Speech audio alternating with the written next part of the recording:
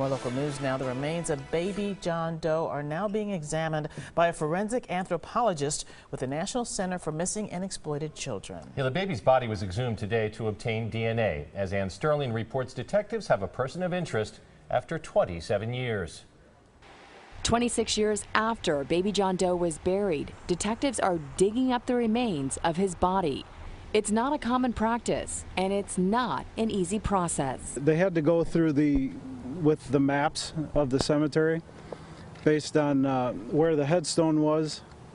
They had to dig where they thought it would be, but it actually was on the other side. On November 9th, 1989, the baby's body was found stuffed in a bag underneath a bridge in the town of Paris. An autopsy determined the baby was born alive, and his death was ruled a homicide. Now, nearly 27 years later, investigators could be close to finding out who killed this newborn baby. This is a really good tip. It is, and that's why we're going to these steps. Obviously, the exhumation is something we haven't done, and it is a good enough tip to get us to this point. Obtaining the DNA is a two-part process.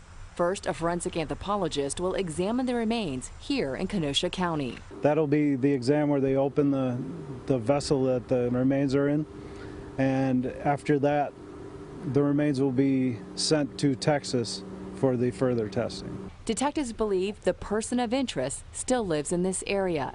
They say the next step is to wait for the DNA results. Ann Sterling, today's TMJ4.